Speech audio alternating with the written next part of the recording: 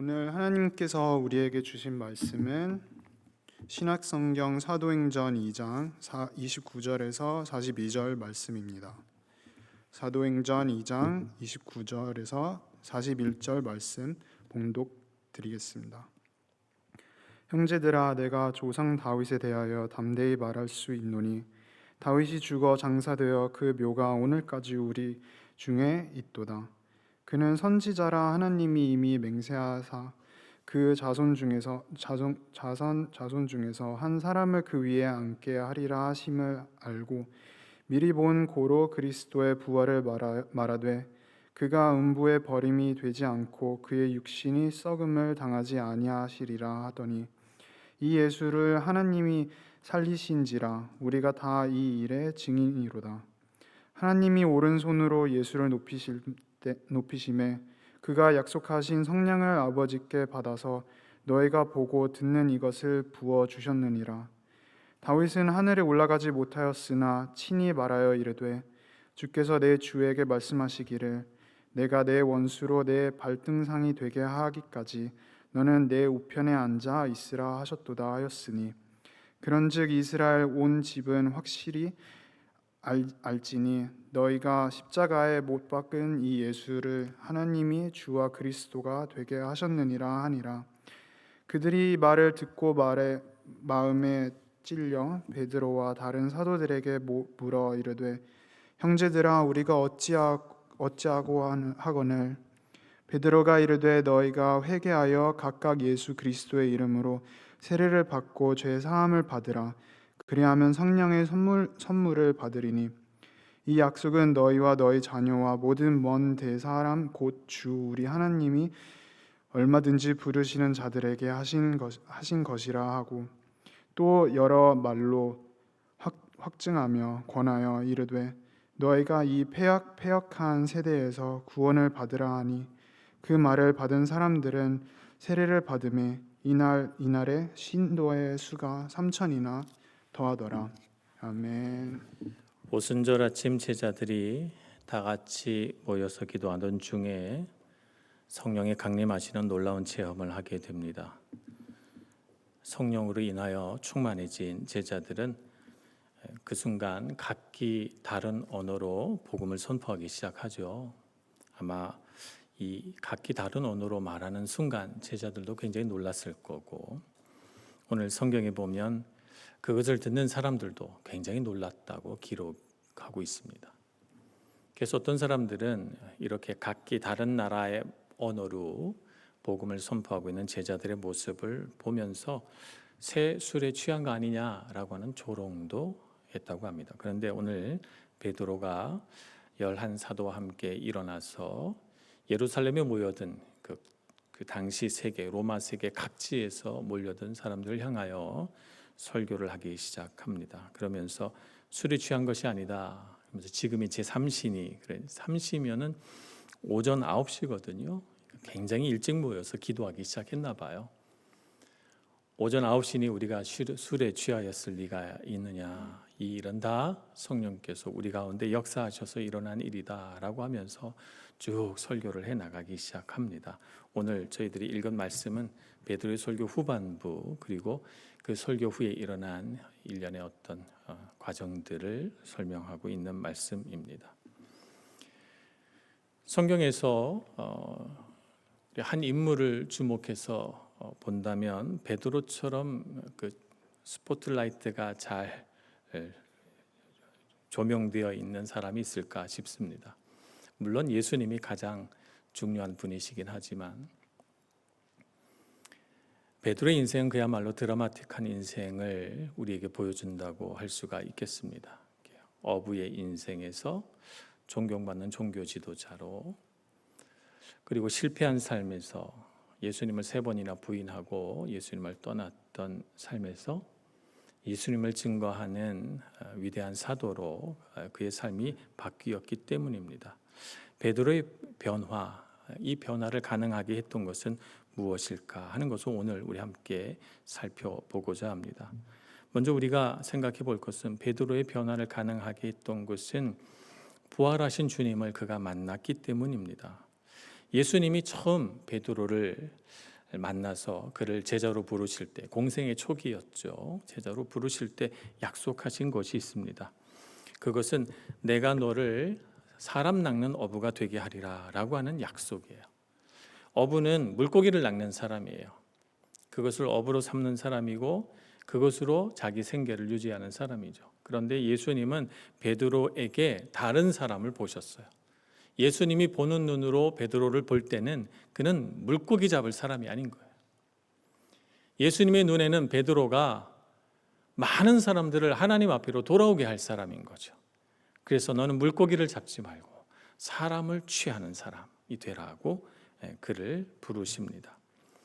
마태복음과 마가복음에는 단순히 이 말만 기록했지만 누가복음에서는 이 말씀이 선포된 맥락을 이야기합니다. 하나의 사건이 있었는데요.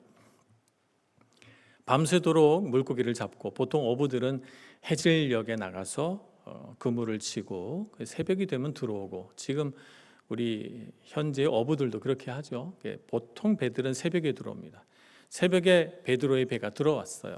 그런데 퇴근하는 베드로의 배에 예수님이 타신 거죠. 예수님은 아침에 물가에 모이던 사람들 앞에 말씀을 전하시기 위하여 들어오는 베드로의 배에 몸을 실으시고 그 배에 앉아서 물가에 앉아 있는 사람들에게 하나님 말씀을 가르치십니다. 말씀을 다 가르치신 후에 예수님은 갑자기 베드로를 돌아보시고 깊은 데로 가서 그물을 던지라 이렇게 말씀하시죠. 아마 베드로가 밤새도록 그물질을 했지만 한 마리도 잡지 못한 것을 아시고 그래서 그렇게 말씀하신 것 같아요. 그물을 던지니까 그물이 찢어질 만큼, 찢어지려고 할 만큼 그렇게 많은 물고기가 잡히죠. 그물을 끌어올린 후에 베드로는 예수님 앞에 엎드려 주님 나는 죄인입니다 이렇게 고백하며 자신의 배에 탔던 이 인물이, 이 예수가 보통 분이 아니시구나 하는 것을 알고 그 앞에 엎드려 제자가 되기로 합니다. 그때 예수님께서 하신 말씀이 누가복음 5장 10절에 무서워하지 말라 이제 후로는 내가 사람을 취하리라 이렇게 말씀하시거든. 사람 낚는 어부가 되리라.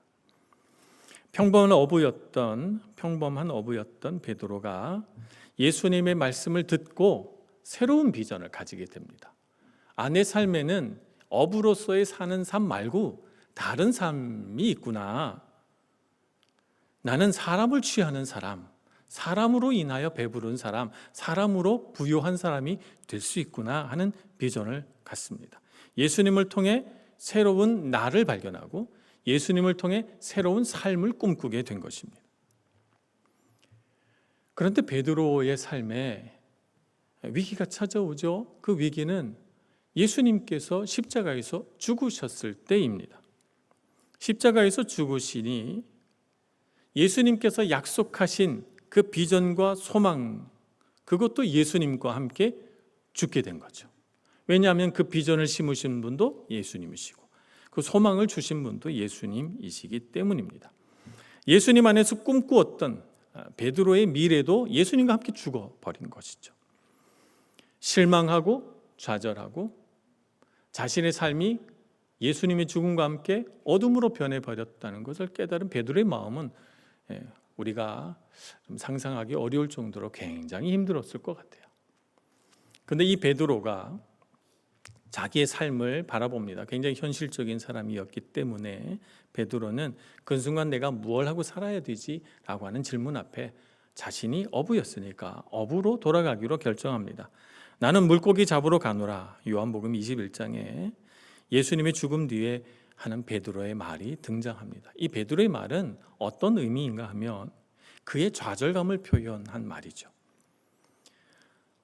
내가 얼마나 대단한 사람이라고, 내가 별거 아닌데 내가 특별한 사람이 될 줄로 잘못 생각했네.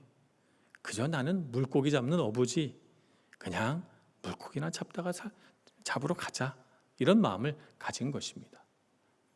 말하자면 예수님이 없는 베드로의 삶에 있어서 그의 삶이 어떤가 하는 것을 그가 보는 거죠. 예수님이 없는 삶에 그가 겪는 현실 인식은 그냥 나는 물고기 잡는 사람이야 라고 하는 것입니다. 그래서 그는 다시 어부가 되기 위하여 갈릴리 호수로 가고 그의 마음이 굉장히 많이 아팠을 거예요. 그럼에도 불구하고 그냥 나에게 이런 삶이 당연하지 이런 마음으로 그물을 던집니다. 그물을 아무리 던져도 고기가 잡히지 않아요. 밤새도록 그물질을 하다가 날이 셉니다. 날이 새는데 새벽 어스름 속에 갈릴리 호숫가에 서 계신 한 분이 베드로를 향하여 말하기를 그물을 오른편으로 던지라 이렇게 말씀하시죠. 베드로가 그분의 말을 따라서 그물을 던졌더니 그물이 들어 올릴 수 없을 만큼 가득 물고기가 담겨져 끌어올려집니다. 베드로는 그물과 물고기를 버려두고 예수님을 향해 헤엄쳐가기 시작합니다. 부활하신 주님을 그가 본 것이죠. 부활하신 주님을 만난 거예요. 부활하신 주님을 만남으로 인해서 그는 죽어있던 예수님 안에서 가졌던 비전도 다시 부활합니다. 내가 너를 사람 낚는 어부가 되게 하리라 라고 하는 주님의 음성, 주님이 처음 베드로를 만나서 말씀하셨던 그 음성을 부활하신 주님을 통해서 다시 듣고 있는 것입니다. 그래서 그에게는 이제 더 이상 물고기나 그물이나 배가 중요하지 않습니다. 부활하신 주님을 만나기 위하여, 한시라도 빨리 만나기 위하여 그는 물로 뛰어들어 헤엄쳐 예수님 앞에 가장 먼저 도착하게 됩니다. 부활하신 주님은 베드로에게 하신 말씀이 단순히 격려 차원에서 한 말이 아니고 베드로가 뭔가 인생의 높은 목표를 설정하라고 어떤 목표를 제시해 준 것이 아니라 부활하신 주님으로 인하여 베드로가 깨닫게 된 것은 주님이 하신 말씀은 진리이며 주님은 내 안에 내가 보지 못한 또 다른 베드로를 보시고 하신 말씀이며 이 예수님의 약속은 힘이 있는 약속이며 반드시 이루어질 것이다. 예수님이 죽음을 이기시고 부활하셨으니 말입니다. 그래서 부활하신 주님을 통해서 예수님의 약속이 분명하고 확실하다는 것을 깨닫게 되는 것입니다. 우리 자신을 향한 예수님의 계획, 우리 자신을 향한 예수님의 목적을 깨달으면 우리도 베드로처럼 됩니다. 더 이상 내 자신이 별것 아닌 사람이라고 더 이상 말하지 않게 됩니다. 내 자신의 가치를 낮게 평가하지 않습니다. 현실이 그렇지 이렇게 하면서 예수님 없는 현실을 받아들이는 그 아픈 과정을 수행하지 않습니다. 우리는 그리스도께서 내 안에 약속하셨으므로 그 약속을 믿습니다. 비록 이 세상이 나를 인정해 주지 않고 비록 이 세상 속에서 내가 지극히 작은 자로 보일지라도 내 안에 심어 놓으신 약속이 크므로 나는 그 약속만큼 큰 사람으로 우리 자신을 인식하게 되는 것입니다. 우리 그리스도인들이 지닌 능력이라면 그것은 내 능력이 아니라 우리 안에 있는 유일하고도 강력한 힘은 그리스도의 능력이죠. 그분이 내 안에 심으신 약속, 그분이 내 안에 주신 생명, 그분이 내 안에 이루시고자 하는 그분의 뜻이 우리에게 있어서 가장 강력한 힘인 것입니다. 그래서 더 이상 내가 나를 보는 눈으로 나를 보지 않고 더 이상 세상이 보는 눈으로 나를 보지 않고 예수님이 나를 어떻게 보시나가 나의 인생의 가장 중요한 관점이 되는 것입니다. 그래서 그분이 나에게 너는 이렇다 말씀하시면 내가 그런 줄로 믿고 살아가는 것입니다. 그것이 우리의 능력인 줄로 믿습니다. 예수님께서 제자들에게 마지막에 이렇게 당부하셨습니다. 마태복음 28장 19절 20절에 보면 우리 대사명이라고 일컬어지는 말씀이죠. 이렇게 말씀하십니다. 그러므로 너희는 가서 모든 민족을 제자로 삼아 아버지와 아들과 성령의 이름으로 세례를 베풀고 내가 너희에게 분부한 모든 것을 가르쳐 지키게 하라. 볼지어다 내가 세상 끝날까지 너희와 항상 함께 있으리라. 이렇게 말씀하십니다. 모든 민족으로 제자를 삼아 세례를 베풀고 가르쳐 지키게 하라. 이 모든 과정에 내가 세상 끝날까지 너희와 항상 함께 있으리라. 이렇게 약속하셨죠. 제자들이 그 말씀을 가슴에 품습니다. 부활하신 주님이 말씀하셨으니 이 말씀대로 되리라 믿습니다. 그리고 오늘 사도행전 2장에 이르릅니다. 사도행전 2장 38절 39절을 봅니다. 베드로가 이르되 너희가 회개하여 각각 예수 그리스도의 이름으로 세례를 받고 죄 사함을 받으라. 그리하면 성령의 선물을 받으리니 이 약속은 너희와 너희 자녀와 모든 먼데 사람 곧 주 우리 하나님이 얼마든지 부르시는 자들에게 하신 것이라. 이렇게 선포합니다. 회개하고 그리스도 예수를 주로 믿고 그분이 주시는 구원의 은총을 맛보라 말씀한 것이죠. 그래서 그날에 41절 그 말을 받은 사람들은 세례를 받음에 이날의 신도의 수가 3,000이나 더하더라.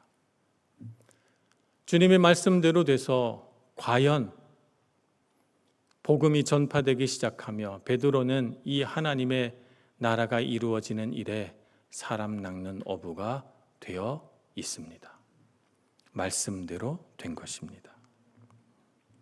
부활하신 예수님은 베드로의 삶을 완전히 변화시키셨습니다.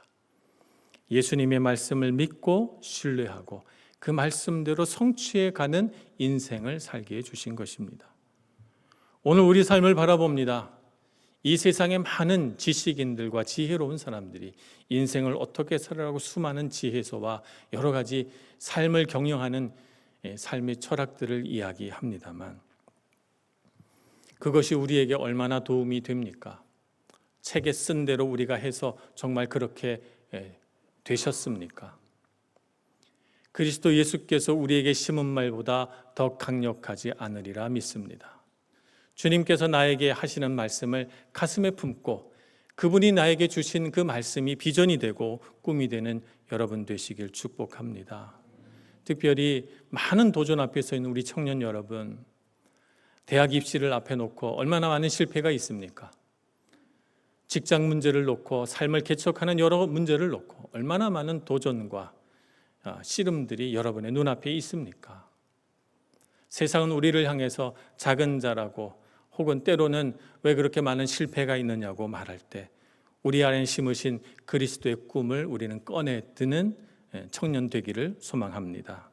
그래서 그 꿈대로 이루어질 줄 믿고 수많은 도전 앞에서 또 실패 앞에서 다시금 일어나는 여러분 모두가 되시길 축복합니다. 두 번째 베드로를 변화시킨 사건은 성령 강림 사건이죠. 원래 베드로는 배움이 없었던 사람입니다. 그는 정규 교육을 받은 사람이 아니고 그냥 물고기 잡는 기술로 평생 그렇게 살아갈 운명이라고 믿었던 사람입니다. 그런데 오늘 사도행전 2장의 베드로의 모습을 보니까 우리가 아는 그 베드로가 아닙니다. 그는 성경에 해박합니다. 그는 요엘서의 말씀을 시편 16편의 말씀을 시편 110편의 말씀을 그냥 그 자리에서 바로 꺼내와서 그 말씀을 그 자리에서 선포하고 그 말씀을 해석하고 그 말씀에서 진리를 이끌어냅니다. 성경에 권위 있는 학자같이 보입니다. 베드로의 모습을 보고 누가 그를 향하여 저 사람은 어부구나 이렇게 말하겠습니까? 이 변화는 어떻게 일어났습니까? 이 변화는 성령 하나님께서 베드로의 마음 가운데 역사하셔서 일어난 변화입니다. 성경은 성령의 감동하심을 받은 사람들이 쓴 책이라고 합니다. 성경에 있는 모든 말씀들은 성령의 감동으로 된 말씀인 것이죠. 그러니까 성경의 글자 뒤에 있는 것은 성령 하나님이십니다. 성경의 말씀을 바르게 해석하려면 성경을 쓰신 성령께서 우리의 눈을 뜨게 해주셔야 이 말씀을 바르게 해석할 수 있는 것이죠. 말하자면 성령의 조명하시는 그 뜻을 다 깨달을 수 없는 것입니다. 그래서 예수님께서는 이미 공생의 기간 동안에 제자들에게 성령에 대해서 이렇게 가르치셨습니다. 요한복음 16장 13절입니다. 그러나 진리의 성령이 오시면 그가 너희를 모든 진리 가운데로 인도하시리니 그가 스스로 말하지 않고 오직 들은 것을 말하며 장래일을 너희에게 알리시리라. 이렇게 말씀합니다. 성령 하나님은 진리의 하나님이십니다. 그래서 진리 가운데로 우리를 인도해 가시죠. 성경에 있는 진리의 말씀에 눈 뜰 수 있는 것은 성령께서 우리의 눈을 떠지게 해주시기 때문입니다. 요한복음 14장에도 주님께서 말씀하십니다. 14장 26절입니다. 보혜사 곧 아버지께서 내 이름으로 보내실 성령, 그가 너희에게 모든 것을 가르치고 내가 너희에게 말한 모든 것을 생각나게 하리라. 성령 하나님께서 우리를 가르치신다고 합니다. 성경을 읽을 때 이것이 무슨 뜻인가 우리가 의문을 품을 때 성령 하나님께서 우리 마음에 가르침을 주셔서 그렇구나 깨닫게 되고, 또 주님께서 말씀하신 것 우리 마음속에 다시금 생각이 나서 그 말씀이 그런 뜻이구나 이렇게 배워가고 알아가게 된다는 것이죠. 배움이 없었던 베드로가 성경 지식에 뛰어나고 말씀에 권위 있는 사람이 된 까닭은 그가 교육을 받아서가 아니라 성령 하나님의 역사를 경험했기 때문입니다. 성령께서 그의 마음 가운데 역사하시고 그를 인도하셨기 때문에 말씀을 보고 그렇구나, 이 말씀이구나, 이 말씀이 그 뜻이구나 깨닫고 그 깨달은 말씀을 지금 예루살렘에 있는 유대인들에게 선포하고 있는 것입니다. 성령 하나님은 우리 안에 역사하십니다. 우리 마음 안에서 그분이 하시는 일은 우리 마음속에 들어와 하나님의 말씀을 읽을 때 참 좋구나 하는 마음을 일으켜내고, 성경 말씀을 읽다가 위로받게 하고, 성경 말씀을 읽으면서 내 삶에 그래도 소망이 있구나, 성경을 보고 기쁨도 위로도 격려도 소망도 생명도 성경을 통해서 얻게 되는 것입니다. 성령 하나님은 성경을 통하여 나를 향하신 하나님의 마음을 알게 해주십니다. 하나님 아버지께서 나를 향해 어떤 마음을 갖고 계신지 단순히 지식으로서가 아니라 우리 가슴을 울리는 그분의 음성으로 가르쳐 주시죠. 성령 하나님은 성경을 통해서 이 세상의 수많은 거짓과 속임들을 우리에게 가르쳐 줍니다. 그래서 내 삶을 둘러싼 상황들을 내가 바르게 이해할 수 있도록 내 눈을 떠지게 해주시죠. 성령 하나님은 성경을 통해서 내 삶이 어떻게 되어야 복된 삶인지 깨닫게 해주십니다. 이렇게 살아야 내 인생이 복이 있구나 하는 것을 알게 해주시죠.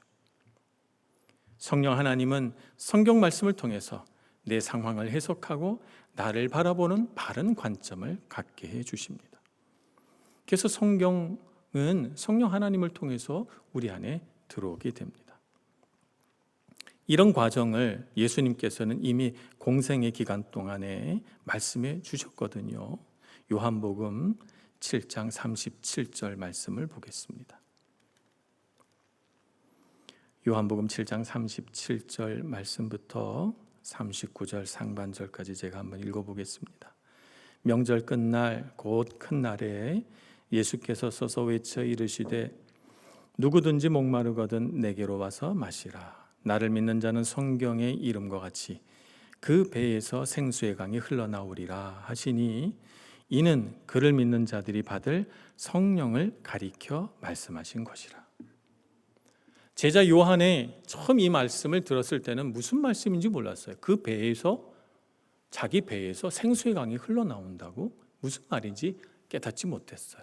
근데 성령 강림 사건을 겪고 나니까 그 말씀이 성령 하나님을 두고 하신 말씀이구나. 성령 하나님이 우리 안에 들어오시면 내 안에서 생명이 솟아나게 하는구나.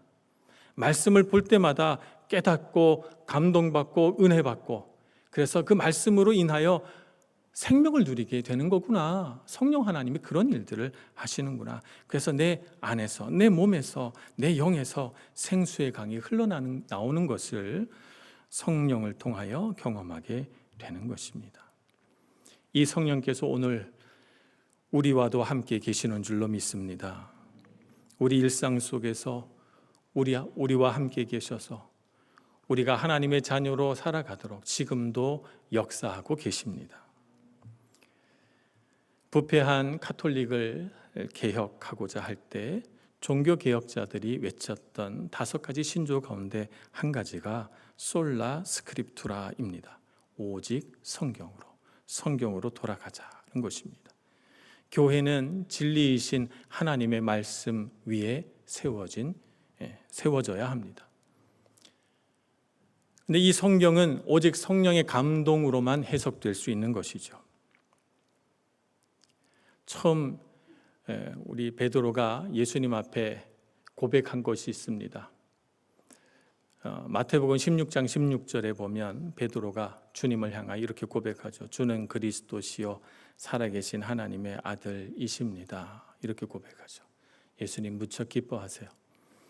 이를 내게 알게 하신 이는 하나님 아버지시다. 그러면서 예수님께서 축복하며 말씀하시기를 마태복음 16장 18절에 너는 베드로라. 베드로가 돌이란 뜻이지 않습니까? 너는 베드로라. 이 반석 위에 교회를 세우리라. 이렇게 말씀하십니다. 베드로는 그때 고백이 사실은 성경의 어떤 말씀들을 기초로 한 고백은 아니었어요. 그의 눈으로 보고 그가 귀로 듣고 그가 살을 부대끼며 경험해 보니 이분은 정말 하나님의 아들이시고 정말 그리스도시구나 라고 하는 마음의 어떤 고백이 이렇게 흘러나온 것이죠.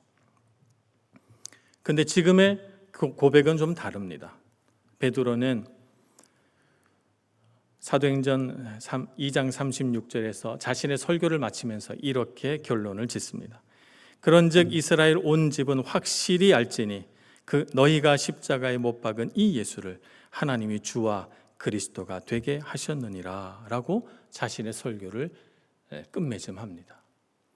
똑같은 고백이지만 그는 이제 수많은 성경 구절을 가져다가 정말 주님께서 그리스도라는 사실을, 정말 주님께서 하나님의 아들이시고 우리의 주님이시라는 사실을 확실하게 증거합니다. 그리고 이 베드로의 고백 위에 지금 교회가 세워집니다.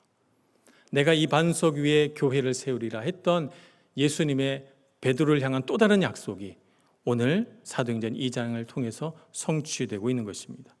3천이나 더하더라는 말씀 속에서 최초의 기독교 교회, 예루살렘 교회가 세워지게 되는 것입니다. 성령 하나님이 우리 안에 역사하셔서 성경을 깨닫게 하시고 성경을 통하여 우리가 알게 되는 한 가지 사실은 성경의 모든 증거들이, 성경의 모든 말씀들이 한 사람에게로 결론지어지게 되는데 바로 예수 그리스도라는 사실입니다. 하나님께서는 아들 예수 그리스도를 통하여 우리에게 구원을 주시기 위하여 그 많은 일들을 기록해 놓으셨고 성경의 모든 구원 역사는 결국 그 아들 예수 그리스도의 십자가 죽음과 그분의 부활로 결론지어진다는 사실을 깨닫게 되는 것입니다. 성령 하나님은 성경을 읽고 있는 우리에게 베드로와 같은 고백이 흘러나오도록 역사하십니다. 그리고 우리의 고백 위에 주는 그리스도시요 살아계신 하나님의 아들이십니다라는 고백 위에 우리 교회를 세우셨습니다. 오늘 우리는 베드로가 성령 하나님으로 인하여 변화된 것처럼 우리도 성령 하나님으로 인하여 변화됩니다. 세상의 지식이 부족해도, 세상의 경험이 부족해도, 세상의 부유한 자가 되지 않아도, 높은 자가 되지 않아도 성경 하나만 가지고도 우리는 감사하고 기뻐하고 즐거워하며 그 말씀 안에 담겨진 진리로 인하여 우리 입술로 주는 그리스도시요 하나님의 아들이십니다 고백하며 우리의 교회를 아름답게 세워가는 것입니다. 세상 사람들이 볼 때 기이한 능력과 지혜를 뽐내게 되는 것입니다. 그렇게 변화되는 우리 모든 교우들 되시길 축복합니다. 오늘 헌신을 다짐한 우리 청년들도 그와 같이 성령에 붙들린 사람 되어서 이 세상을 바꾸어가는 아름다운 청년들 되시길 축복합니다. 기도하겠습니다. 자비로우신 하나님, 세상에 참으로 주목할 것 하나도 없는 평범한 저희들을 하나님 은혜의 손으로 붙드시고 오늘 이 은혜의 자리로 저희들을 불러 주시니 감사합니다. 주님 안에서 변화된 사람 되어 이 세상의 가치와 이 세상 문화를 멀리하고 오직 하나님 안에 있는 놀라운 능력과 은혜를 사모하여 주님의 이름 드러내는 저희들 되게 하여 주옵소서. 세상을 향하여 그리스도 예수를 증거하는 복음의 증인 되게 하시고 교회를 아름답게 세워 하나님의 능력과 영광 드러내는 교회 만들어가는 저희들 되게 하여 주옵소서. 예수님의 이름으로 기도합니다. 아멘.